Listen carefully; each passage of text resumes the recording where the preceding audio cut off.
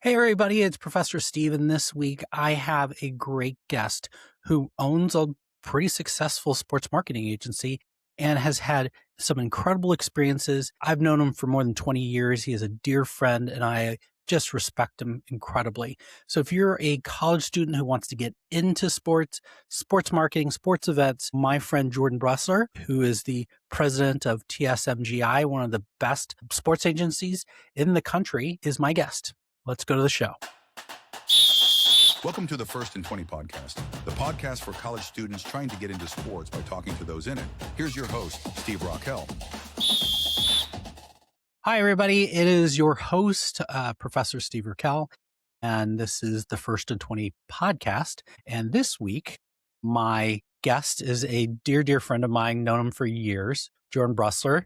Welcome to the show, Jordan. Steve, thank you. It's good to see you. Yeah. Jordan, we're talking earlier, but we have an interesting history. One of my first jobs, and he'll explain it here in a minute, but we crossed paths on the McDonald's account and then got really more involved during the 96 Olympics. And the famous story from then was that I was in the village and I took care of getting everybody into the village, worked with security, worked with, everybody who was in there for security, credentials, all that fun stuff. I get a call from somebody saying, "Hey, Jordan wants to come in to the village." And I scratched my head and I go, "Why would he do that? That's For a really Hootie weird." Concert. For the Hootie and Blue. Yeah, which I had also coordinated. So I went through the rigmarole of just bribing everybody I can to just make way for Jordan to get here. And I did. He walks in the room and I looked at him. I go, "You're not Michael Jordan." And he goes, "I was wondering why." There was so much security outside. I had promised autographs and pictures. And you got to remember that back in 96, we had a relationship. McDonald's had a relationship with Michael Jordan. And so I thought that's what the call was about. Absolutely not. Still one of the best all-time stories in my career. Tell us a little bit about your background. Where did you go to school? And kind of give a quick kind of snapshot of kind of how you got to TSMGI, right? Yeah, thanks, Steve. God. Went to school at the University of Kansas, graduated with a communications degree. Came out of school like most people uncertain about what I really wanted to do with my life. So I wound up, my first job was actually a customer service manager at a car dealership on the south side of Chicago. Yeah. Most people don't know that. But I had worked there for the summers leading up to it. So the owner of the dealership, the general manager of the dealership, encouraged me to come there as I graduated school. And I did because I loved cars. And I went in there and I started working and I was looking around and I genuinely just didn't like the people I was working with. Like it just didn't feel right for me or for my future. Even the idea of what a car dealership was at the time was not for me. So through a little bit of research and a lot of luck, I wound up working and accepting a job at a company called Schwarz Paper, which was owned by the McKenna family, most specifically a gentleman by the name of Andy McKenna, who was a prominent Chicago businessman. And I started out doing sales training, which was basically customer service. And that's a very polite way of saying it. In reality, what I was doing was getting phone calls from 16-year-old kids that worked at the Limited, the Gap, Banana Republic, and a handful of other places who were basically yelling at me because they didn't get their bags and boxes that they needed for their stores. So Schwarz did that as their regular day-to-day business. And I went to my boss, and by the way, Steve, you know my boss, Lisa Cochran, right? Yeah. So Lisa was my boss at Schwarz before she went to Allstate. But I walk in Lisa's office. I'm like, "Look, I can't do this anymore. Like this is not what I went to school for." Some may say I was an early day millennial, that I knew what I wanted, but I didn't know how to get there. So I just kept bitching about it. And I'm sure that my bosses viewed me as a pain in the ass. But I said, "Lisa, like, this isn't going to work." She goes, just be patient. You'll be fine. And like another 90 days went by and I walked back in her office and I said, "Look, love you, love what this is all about, but I can't do this anymore." You hired me to be a sales trainee. Now, mind you, I had sold cars over the summer for 4 years. So I knew how to sell. And I really wanted to be in that role versus taking phone calls from 16-year-olds, right? Who were just basically yelling at me. And I politely said to Lisa, I'm going to go find something to do after the holiday season. So I'll stay with you through the holiday season because I knew that was their busy season. And I'm going to go find something to do after that. And she said, so you're quitting? And I said, well, I'm going to stay through the holiday season, but I'm going to leave after that because frankly, this just doesn't work for me. And she goes, okay, okay. So I walked back to my desk, which was probably 100 yards. And when I got back to my desk, my phone was ringing and I picked it up and it was Bill McKenna, who was Andy McKenna's son. And he said, Jordan, my name is Bill McKenna. I understand that you just quit. And I'm like, that was really, really, really quick. He's like, I understand you just quit. I'd like to talk to you about a position that we have open in our brand promotions team, helping promote IndyCar at McDonald's. And I'm like, well, that seems really cool. He said, do you have any time available in the next couple of days? And I said, how about today for lunch? And he said, how about tomorrow for breakfast? So I met with him, sat down with him. He hired me. And I think I started just into the new year after I went through the holiday season and started doing brand promotional work for McDonald's restaurants, not in IndyCar, but in NASCAR, which was a whole different world from IndyCar. But at the time, no one really knew the difference. They just knew it was cars that went around in a circle. So I started my career doing that at a company called Group 2 Communications. And that was 1992. And I worked there for almost 10 years before I started TSMGI. Yeah. You and Nikki. That's right. Yep. Yep. Nick Fishman. Nick Fishman, My our boy. mutual friend. Yes. Okay. Yeah. And tell me a little bit about TSMGI. I think you had said you'd stepped out and there was an opportunity for you to kind of be able to create this company. Yeah. So, you fast forward over the period of time that I was at Group 2. I was bored and I felt like it was time to make a change and do something different. I went to Bill and asked him if I could buy the company. He said no, because I've already sold it. And I said, interesting. I think I'm going to go do my own thing then. And I did. It set me up perfectly to leave on good terms. And basically go do sports marketing with True Value Hardware. I had already had a conversation with the guy who was the CMO at the time about my desire to go do my own thing.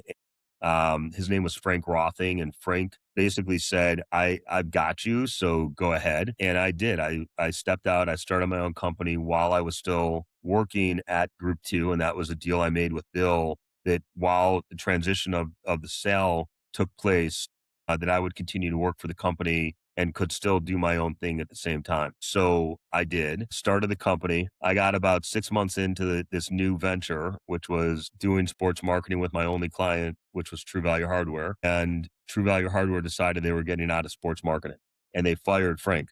So it made for challenging moments in the early days of my career. And it taught me a very, very valuable lesson right off the bat, which is you can't live your life off of one client. And no matter how big or how small those clients are, any client helps drive revenue and helps grow the firm.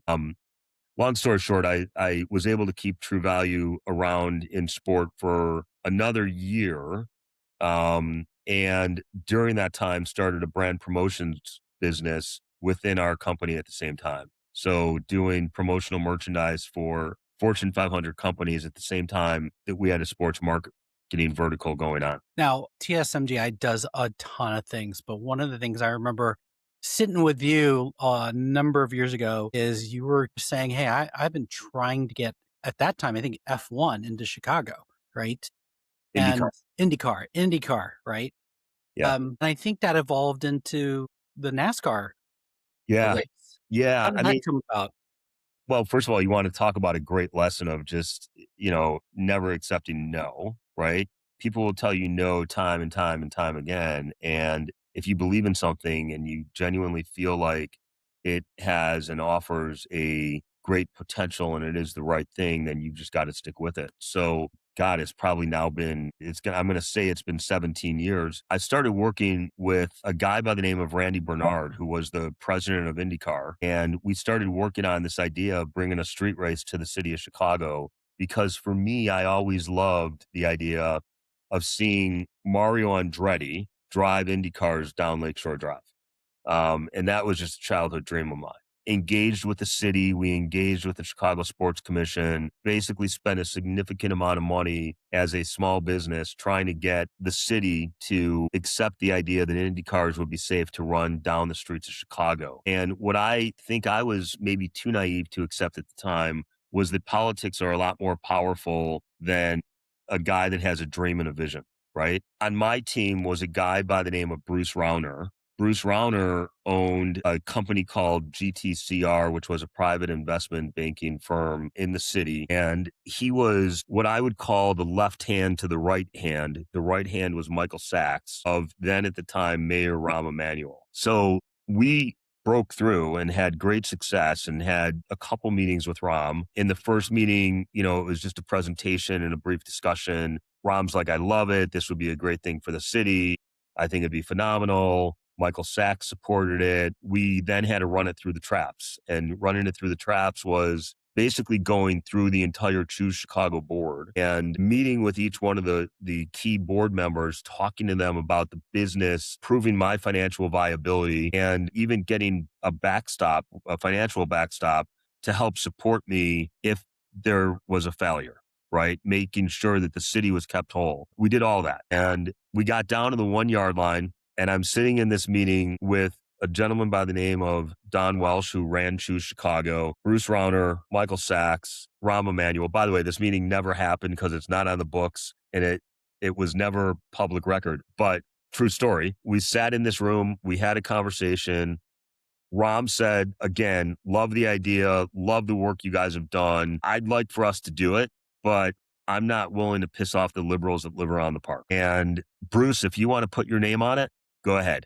And with that, we got up and we walked out of the room and we walked down the street to a Starbucks coffee. And Bruce looks at us and he goes, we're not going to do it. So with that, all the investment, all the time, all the effort, all the, really capital that we had put into it was gone. And 14 years, I just had it sitting in a drawer, and it sat in that drawer until I received a phone call from the guy that was running the Chicago Sports Commission at the time, who had moved to Florida and was friends with another friend of mine who at the time was the chief operations officer, I believe, of NASCAR, Steve O'Donnell. Steve, by the way, now president of NASCAR and running the organization. But Steve called me and said, hey, I was with Sam last night, and Sam said that you have a plan to bring racing to the city of Chicago. I'd like to see it.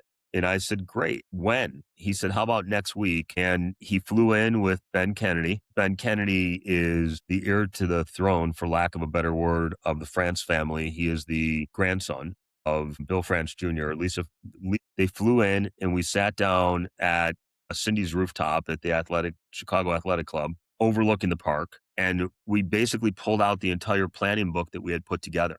And that planning book was everything from what the racetrack would look like to the P&L and how we would get from point A to point Z, because it was all done. And I handed them the book and we talked through it. And then, they said, well, we're going to go look at Soldier Field too. And I said, that's great. You should go look at Soldiers Field. And I think the one thing it'll tell you is it will never deliver what you need to deliver if you want to put on a show in downtown Chicago. And for the city, the goal was create a return back from COVID and an opportunity to really do something in a unique way that helped drive the awareness that the city of Chicago is actually a safe, fun, inviting, and beautiful place to be. So about a week later, Steve calls and he goes, hey, I think we want to do this. What's our next step? And I said, well, let's get to the Chicago Sports Commission involved again, and let's figure out how to make this thing fly. So we did. And then we started down a path and COVID happened. So we go down this path, we get everything put in place, and COVID hits, and NASCAR is the first one back to real live sport, except they did it virtually. and they came back as virtual racing from the race car drivers' homes and had the drivers racing real races virtually on Fox TV. So I called Ben and I'm like, Ben, I really think that we should build this racetrack in the city if we want to try to convince the now mayor, Lori Lightfoot, to bring this race back to the streets of Chicago. And we did. Like, so we went out there in the middle of the night, shut down the streets with the Chicago Police Department, had the streets measured and literally measured every aspect of the race course and built the racetrack the way it was designed to be on that sheet of paper that I had shown them a year earlier. We then had Bubba Wallace come in to McDonald's headquarters, brought Bubba in, brought Lori Lightfoot in, sat down in the corporate offices of McDonald's headquarters, and all the executives from NASCAR came in. Bubba was there, Lori Lightfoot and her team were there, and we did a live race on the streets of Chicago virtually. And Lori was going to be there for about 15 minutes and was going to take off. She actually stayed the entire time. And when it was over, she's like, we're doing this. And she steamrolled it. She, there was like different than the way that Rom did business.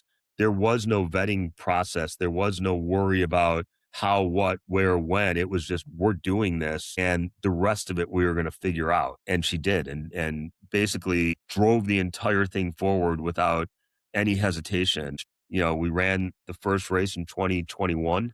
We ran the first race in 2021 after COVID, and it went on for 3 years. So, That's yeah, awesome. yeah.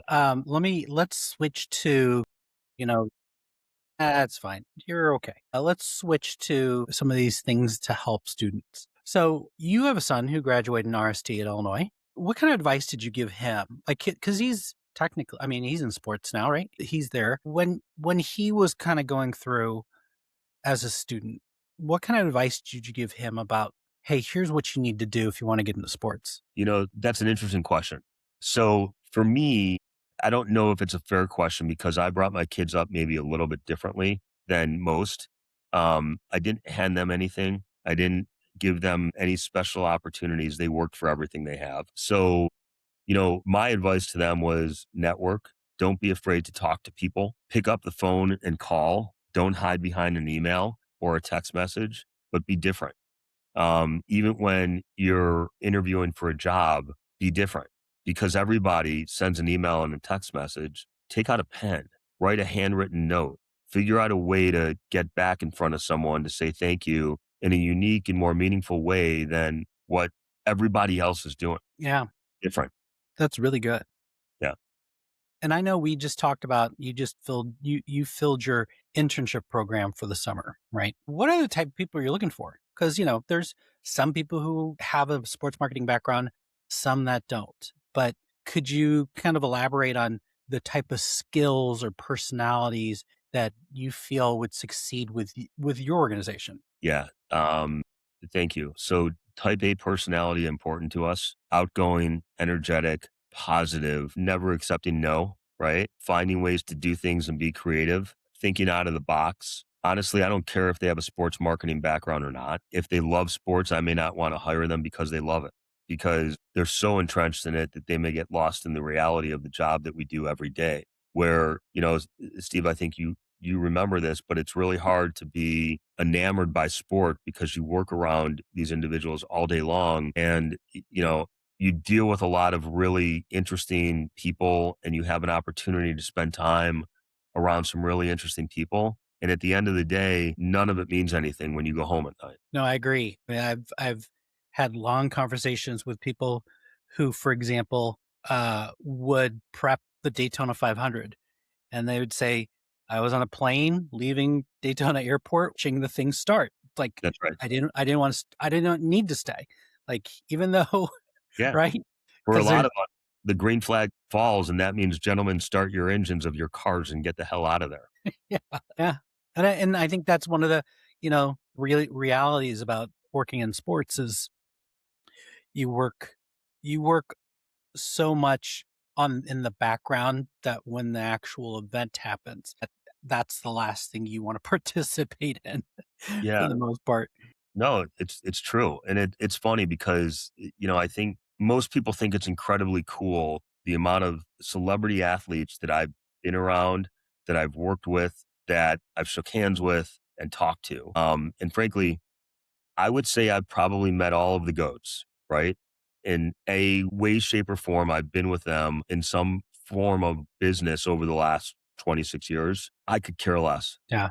Well, and I think that's important too, because there's this fascination, right? There's so many kids that want to go into sports and they're really looking at everything that you and I have experienced and say, oh, if I get that, this is what motivates me. But the reality is you're basically working on a brand that has sports in it, Right. right? That's right. And it's a business, right? It's a business. It's not a game. Whereas sport is a game, what we do is actual work. It's a business that we're working to drive forward every single day. Well, I think your example of the Chicago NASCAR event is a good example, right? You do all this great things, you get in front of it, doesn't go anywhere, and you had to sit and wait on it for what 14 years or Yeah. so, right? Yeah. And so it takes a while. It takes a while. You'd said you may not hire people who love sports, but do you feel like it's important to get experience understanding sports Yeah. in order to be successful? Yeah. I mean, you have to understand it, which is really the power of the internships that we give our individuals here. Like when they come in, they're probably going to be a part of one of the most unique internship programs that's offered in sport. And I'm not bragging. It's genuinely an incredible experience for these younger individuals to come in and look at an actual contract and understand what a deal in sports marketing looks like, and then go out and work the event and be a part of it and touch and feel the actual event that you're working on. In some cases, like one year we had our interns do research for us on marathons, right? Well, those interns didn't know it at the time, but they were actually doing research for us to put together a partnership for one of our clients and the Abbott World Marathon Majors, right? Another year we had interns working on research for us around soccer. And what they didn't realize was it was related to a partnership we were putting together with Real Madrid. And then another year we had interns working on stuff that we were looking at in basketball. And the same thing. It was like we were working on a project for the Milwaukee Bucks, and the interns didn't really know what they were working on, but they got to see and touch and feel every aspect of the sport, from being there live and understanding like what goes on to really understanding the other side of it, which is like, this is what a contract in sports marketing is all about. So that when you go in and you see the Milwaukee Bucks play, you may also be then seeing the signage that is part of that contract and the media that's a part of that contract and the relationships of the assets that are a part of that contract, where most interns would never get a chance to see that. That close. No. That's for sure. And I mean, I think that's the beauty of our smaller family oriented firm is we have 70 something employees that genuinely give a shit about the success of the individuals in the organization at an entry level all the way through. That includes Tom, right? That includes Tom. And Good. he does give a He shit. does Yeah. care. He does care. You have been on all sides of sports. I'm going to just say it, right? We could debate what that looks like, but you've gotten a lot of experience in sports. You are constantly trying to build, clients and working on different things. What do you think are the upcoming sports that students should be thinking about that could be big in the next couple of years? Yeah, interesting. I would say this, traditional sports never going to go away, right? So football, basketball, baseball, always going to be there, right? Soccer is for sure up and coming. Lacrosse is for sure up and coming. And pickleball is for sure up and coming. Up and coming in a way that like, soccer, I think continues to grow. Lacrosse is really just getting its footing and probably not as many people playing lacrosse as you're seeing playing pickleball. The difference between pickleball and lacrosse is you have a whole bunch of people that are trying to do this startup pickleball thing, and almost no different than the way that you and I experience the consolidation of the telephone companies, the mobile telephone companies all figuring out a way to make it work together where we saw the consolidation. We're going to see the same thing with all these pickleball leagues that are out there, and they're all going to consolidate down to one, and it's going to become its own thing. Sure. I mean, we've seen that with other sports as well, but that's good to know. Now, you had told me earlier your internship program that you have, you really start in November. So if somebody is really interested, they should start looking at your website around that time. Yeah, I would say start now. Like reach out to us. Let me connect you with the team members that run that program. Feel free to like send a note to myself or anyone on our team expressing your interest. Go to our website, take a look at tsmgi.com, go to job opportunities. And if there's not even one on there, just say that you'd love to learn about potential internship programs and get yourself in the queue today. By the way, I would give that advice to anyone looking at any job at any company. Even if there's not an opportunity today, the only opportunity that's going to exist is the one you create. That's good advice. It's good advice. And you had mentioned, reaching out to you. What's the best way? Is it LinkedIn? Is it email? What would you say? Yeah. I mean, my email is always the best way, and I do my best to respond relatively quickly. It's Jordan, JORDAN Bressler, BRESSLER at TSMGI.com. Or certainly through LinkedIn. I think I'm Jordan S. Bressler because there's actually another Jordan Bressler out there somewhere. I didn't Yeah, I know thought that. there was only one, but Okay. in my mind there is. But, I actually met the other Jordan Bressler too. Did you really? Oh, wow. Yeah, we connected, I think on Facebook. He's a PR and comms guy and lives in North Carolina of all places. So Funny. figure, yeah, That's yeah. funny. Now, I'll finish off our interview with just really quickly. Out of all the experiences you've had, what do you think is one of the more memorable ones that you did? Oh my God. Not a fair question I because know. there've been a lot. There've been a lot. You know, the coolest experience of my career was putting the Aon name on the Manchester United jersey. I will admit a little bit starstruck the first time I shook Michael Jordan's hand. And a funny story behind that, Steve, that I could give to you. I've met him now a couple times because of a relationship with one of our clients, but I happen to be at the Grove 23, which is his golf course in Florida in Jupiter, and got there early. It was my second time being there. Walked in, hung out with a couple people, was handed a packet, put on my name badge, did the whole drill, talked to a couple more people, and then this bus of like 20 other people that were going to be at this event pulled up, and I'm like, you know what? I'm going to go downstairs and go get ready to go play. So I walk out the door, and as I'm walking out the door, Michael walks up behind me and he looks at me and he goes, "Jordan, it's good to see you." And I'm like, that's awesome. So I walk down the stairs, and as I get to the bottom step, I look down and I realized I'm wearing my name badge. But but for those 17 steps that I went down before the 18th, I thought that was the coolest fucking thing in the world. And then I'm like, oh my God, I'm such an idiot. That's so funny. Yep. We're all starstruck at some point. Jordan, thank you for being on this podcast. Learned a lot of things, had a lot of good memories to share. I'll finish up with this. I always say this is you were students. You are the quarterback of your career. Our job here is to help you come up with the best game plan for you to succeed. So thank you for your time and thanks for being on the show, Jordan. Uh, Hopefully we'll talk soon. Great to see you and appreciate you having me on.